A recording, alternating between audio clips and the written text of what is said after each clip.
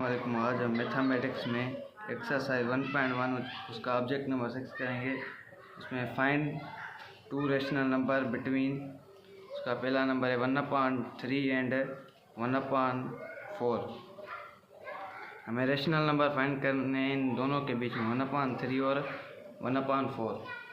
पहले हम 3 को 1 से डिवाइड करेंगे।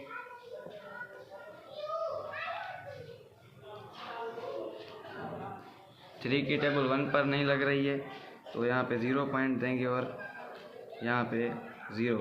3 की टेबल 10 पे 9 टाइम, यहाँ पे 3। बस हम एक नंबर तक लेंगे। यहाँ पे 10 से 9 जाएगा, 1 बचेगा। यहाँ पे 0.3 होगा।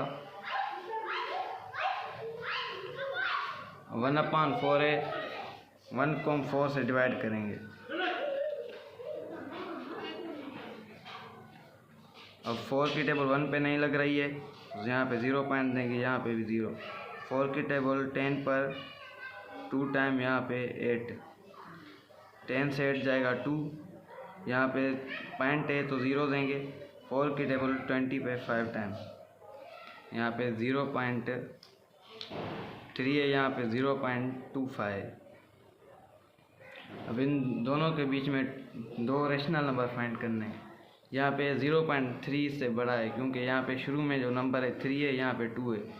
जो पहला नंबर होगा वो बड़ा, जिसका बड़ा है वो पॉइंट के बाद जिसका पहला नंबर बड़ा होगा वो हमारा बड़ा नंबर है।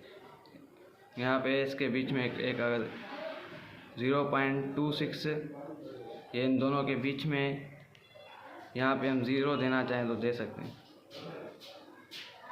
और 0.27 ये इन दोनों के बीच में, तो यही दो रेशनल नंबर है। इन और कितने हैं इन दोनों के बीच में रेशनल नंबर?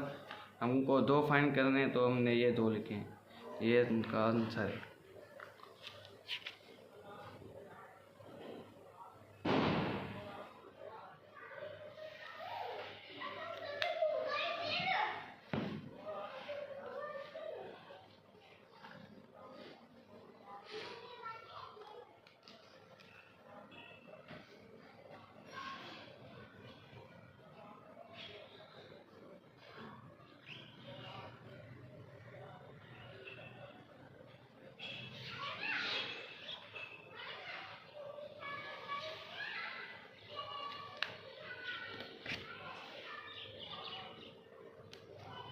दूसरा नंबर है 3 एंड 4।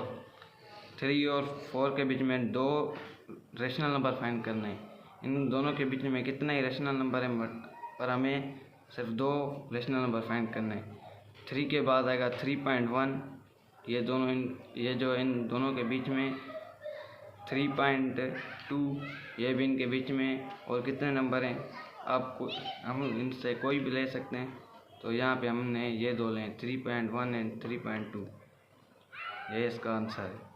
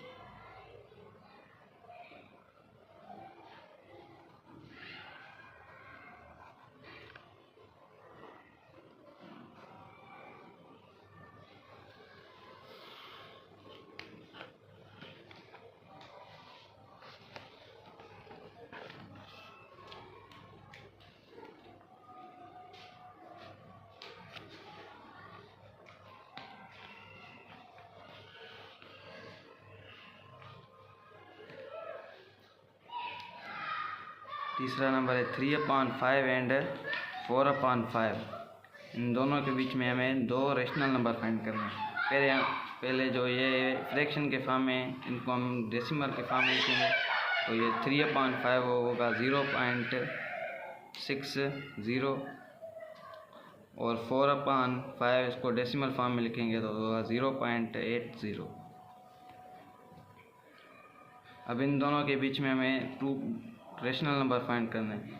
तो फिर यहाँ पे 60 है, 61, 60 के बाद 61 आएगा, तो हम एक उठाते हैं 0.61 और दूसरा 0.62। ये दोनों रेशनल नंबर हैं इन दोनों के बीच में, तो ये हमारा आंसर है।